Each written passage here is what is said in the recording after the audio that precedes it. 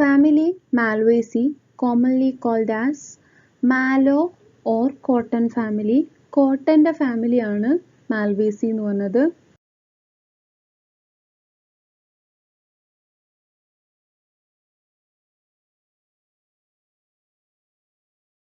Common and economically important members.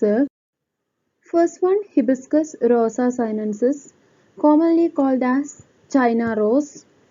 It is a garden plant and also medicinal. Its roots are used against cough. വേറൊരു common member ആണ് Hibiscus hispidissimum. Another common member Hibiscus mutabilis, changing rose. It is a garden plant. വൈകുന്നേരം ആകുമ്പോഴേക്ക് colour change ചെയ്യുന്ന ആ plant ആണ്. വേറൊരു economically important ആയിട്ടുള്ള member ആണ് എബൽമോസ്കസ് എസ്കുലൻഡസ് ലേഡീസ് ഫിംഗർ.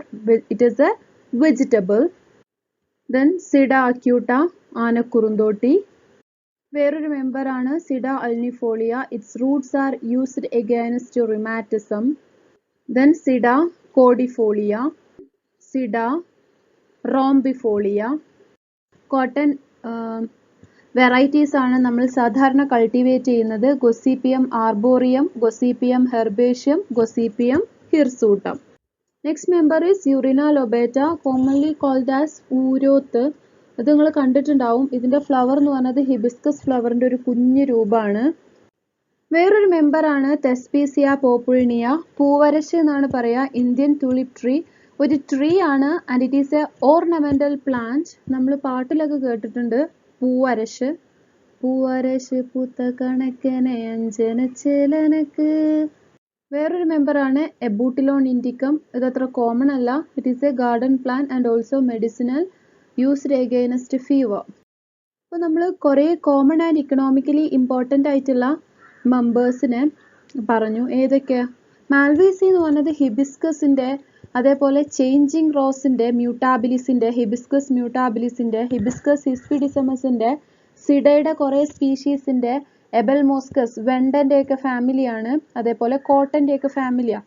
അപ്പോൾ നമ്മൾ ഈ ഫാമിലിനെ കുറിച്ച് പഠിക്കുമ്പോൾ കോമൺ മെമ്പേഴ്സിൻ്റെ മലയാളം അല്ലെങ്കിൽ ഇവരൊക്കെ ഇതിൽ പെട്ടതാണ് നമുക്ക് ഓർമ്മ വേണം. എങ്കിലേ നമുക്ക് പെട്ടെന്ന് അതിൻ്റെ ക്യാരക്ടേഴ്സ് പഠിക്കാൻ പറ്റുള്ളൂ. Distribution. Family comprises about 82 genera and 1500 species. 82 ജീനസിലായിട്ട് 1500ഓളം സ്പീഷീസ് മാൽവേസി ഫാമിലിയിലുണ്ട്. It is annual or perennial herbs. ഒരു വർഷം കൊണ്ട് അതിൻ്റെ ലൈഫ് സൈക്കിൾ കംപ്ലീറ്റ് ചെയ്യുന്ന പ്ലാന്റ്സ്, അല്ലെങ്കിൽ ഒരുപാട് വർഷം ജീവിക്കുകയും ഫ്ലവേഴ്സും ഫ്രൂട്ട്സും തരുകയും ചെയ്യുന്ന ഹിബിസ്കസ് പോലത്തെ പ്ലാന്റ്സ്, അതാണ് കോമൺ ആയിട്ട് കാണുന്നത്. അതേപോലെ ഹെർബ്സ് ഉണ്ട്, ഷ്രബ്സ് ഉണ്ട്, ട്രീസ് ഉണ്ട്. നമ്മൾ ചെയ്ത ഹിബിസ്കസ് ഒരു ഷ്രബാണ്. അപ്പോൾ ഹെർബ്സിനും ഷ്രബ്സിനും ട്രീസിനുമാണ് നമ്മൾ എക്സാമ്പിൾ പറയാൻ പോകുന്നത്. Sida species are under shrubs. കുറുന്തോട്ടിയൊക്കെ അണ്ടർ ഷ്രബാണ്. Whereas the species of Gossypium may reach at the height of a small tree. Cotton members എന്തെയും ഒരു ട്രീൻ്റെ അത്രയും ഹൈറ്റ് വരും. സോ ഹെർബ്സ് ഉണ്ട്, ഷ്രബ്സ് ഉണ്ട്, ട്രീസും ഉണ്ട്. Next leaf. ലീവ്സ് ഹിബിസ്കസിൻ്റെ എങ്ങനെയായിരുന്നു? സിമ്പിൾ ആയിരുന്നു. ദെൻ ഒരു പീറ്റിയോളിൻ്റെ പുറത്ത് ഒരു ലാമിന മാത്രമേ ഉള്ളൂ. ദെൻ പീറ്റിയോളേറ്റ് ആയിരുന്നു, ഒരു പീറ്റിയോൾ പ്രസൻ്റ് ആയിരുന്നു. ദെൻ ലീവ്സ് ഓൾട്ടർനേറ്റ് ആയിരുന്നു, സ്റ്റിപ്യൂൾ പ്രസൻ്റ് ആയിരുന്നു, സ്റ്റിപ്യുലേറ്റ് ആയിരുന്നു. ആൻഡ് ചില മാൽവേസി മെമ്പേഴ്സിൻ്റെ മാർജിൻ, ലീഫ് മാർജിൻ എൻഡെയർ ആയിരിക്കും, ചിലത് ലോബഡ് ആയിരിക്കും, ചിലത് സെറേറ്റഡ് ആയിരിക്കും. ഹിബിസ്കസ് സെറേറ്റഡ് ആയിരുന്നു. So entire lobed or serrated ആണ്. അതേപോലെ സ്റ്റിപ്യൂള് പ്രസന്റ് ആണ്, ഓൾട്ടർനേറ്റ് ആണ്. ഇതൊക്കെയാണ് ലീവ്സിന്റെ ക്യാരക്ടേഴ്സ്. ഇൻഫ്ലോറസൻസ് എങ്ങനെയാ? സോളിറ്ററി ആണ്. സോളിറ്ററി സൈം ഇൻഫ്ലോറസൻസ് ആണ്. And the position of inflorescence in hibiscus axillary. അതുപോലെ സിഡ സ്പീഷീസിലും ആക്സിലറി സോളിറ്ററി സൈം ആണ്. Whereas in Gossypium it is a terminal solitary cyme. So terminal or axillary solitary cymes ആണ് മാൽവേസിന്റെ inflorescence. ഏതുപോലെ? Hibiscus പോലെ. Next flower. Flower റെഗുലറാ. നമുക്ക് ആ flower കണ്ടാൽ അറിയാം അതിൻ്റെ എല്ലാ യൂണിറ്റ്സും, കാലിക്സിൻ്റെയും കൊറോളൻ്റെയും ആൻഡ്രീഷ്യത്തിൻ്റെയും ഗൈനീഷ്യത്തിൻ്റെയും ഒക്കെ units equal in size and shape ആണ്. അതുകൊണ്ട് തന്നെ they are regular.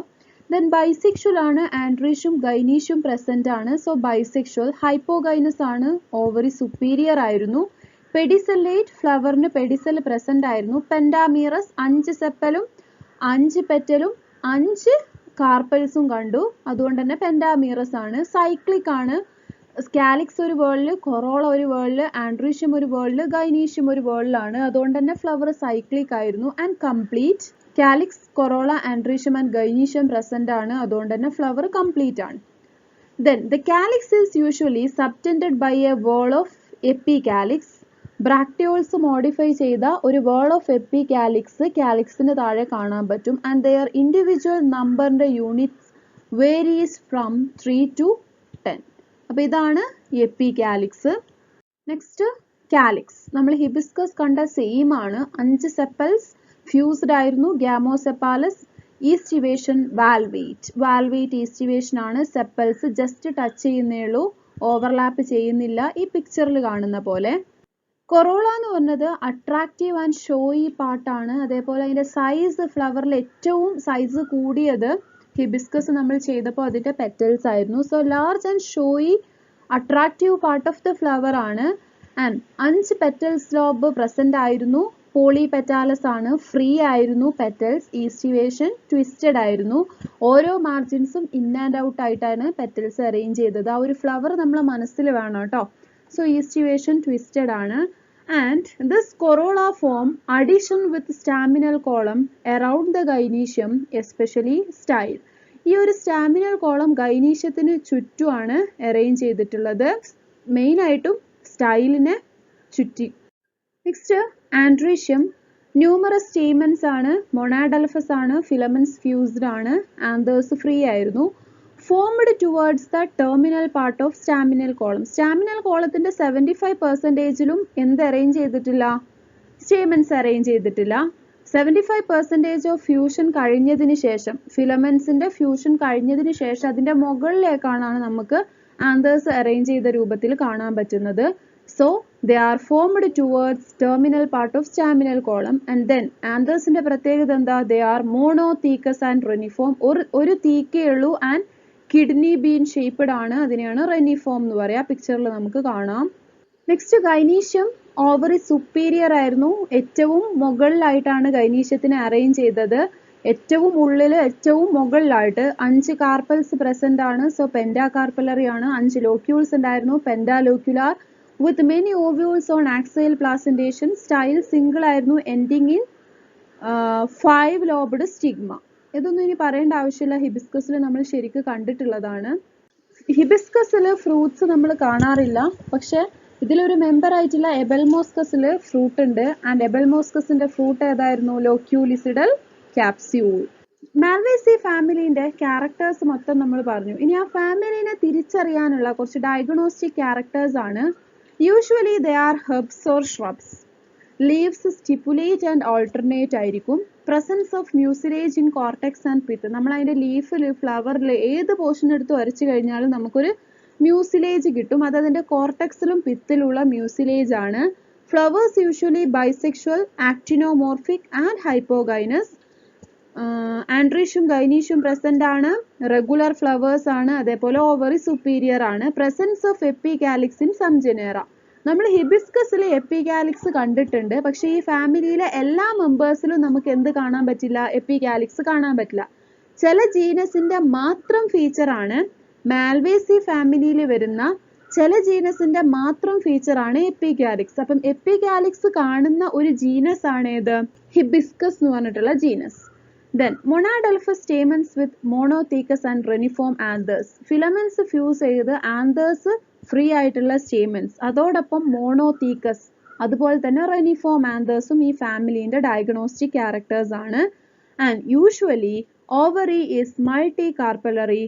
More than 2 carpels present ആയിരിക്കും. Syncarpous ആയിരിക്കും. Fused ആയിരിക്കും. Superior ovary ആയിരിക്കും ഫാമിലിയിൽ എല്ലായ്പ്പോഴും. With ovules on axial placenta.